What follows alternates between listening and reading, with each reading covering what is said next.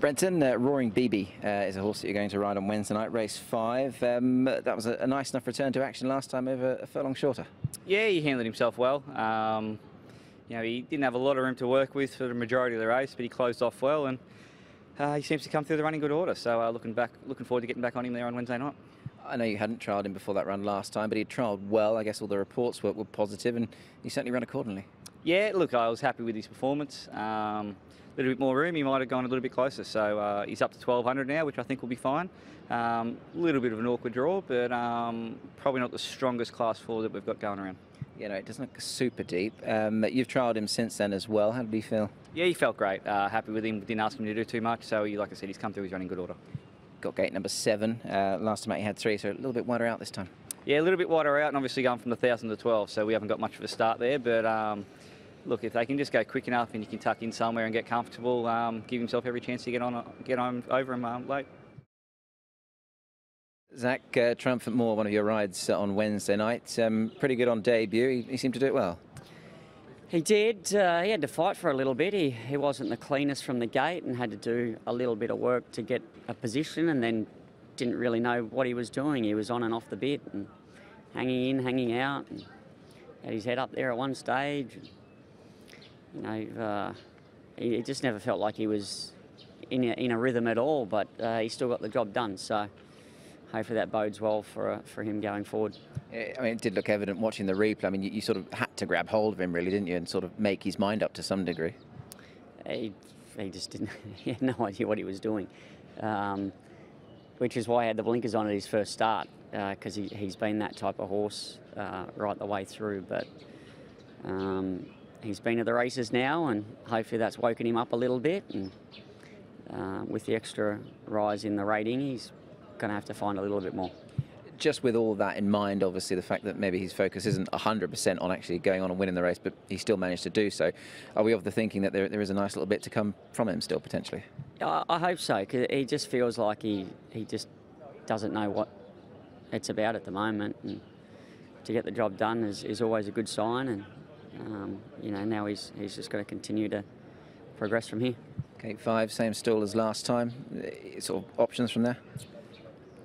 Depends how he jumps. You know, he wasn't the best to jump last time, and it was a little bit awkward there for a couple of strides, but he was able to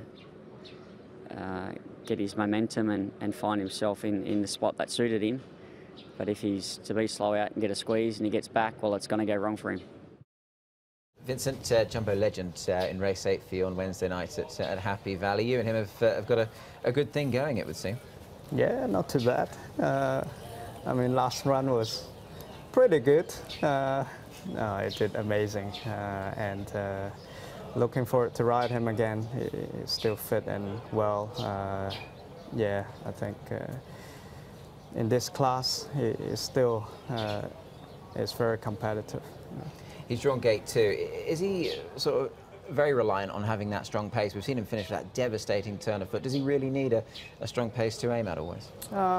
It will be great, but I mean, he doesn't jump that slow. If we have a good gate, we can be, you know, a little bit more positive than drawing 12, obviously. So it definitely helped with it. As I say, he's a horse that you know very well. All of his wins have been for you.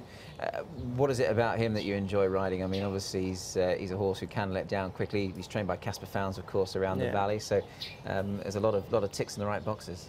Yeah, you know, even in Shartin he performed well.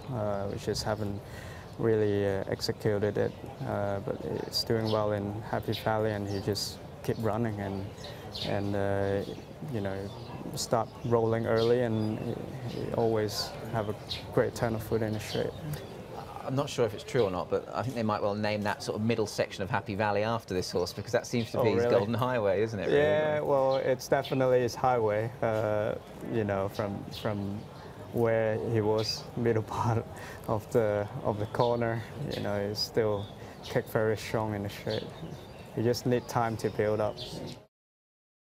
David, you've got some nice horses going to the races at Happy Valley on Wednesday. None more so in race 9 than Young Emperor. You would have been the toast of the racing club, I'm sure, after winning with him on debut.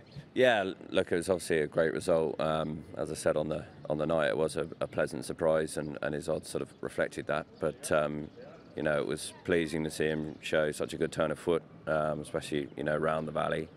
And you know, this was the obvious race to go to and keep it simple and keep everything the same, and hopefully performs well again. I'm sure you're going to tell me that you did fully expect to win, but in all honesty, what did you expect going into it? Because I mean, his Irish form is certainly not bad. Yeah, look, honestly, I thought, you know, he's a nice horse and he would perform well in Hong Kong, but I just felt off his trials that he was still just struggling to adapt. He looked great. He's never had an issue with his action, but to me, you know, he just hadn't worked it all out yet. I still don't think he has, honestly, which is encouraging. And you know, his homework just isn't flash. He's a very relaxed horse at home, and that remains the same. You know, he's not worked hard at home, but again, he's often has to be asked to do it instead of doing it naturally. But you know, now that we've seen what he can do, certainly don't need to see it in the morning. So he's ticked over well.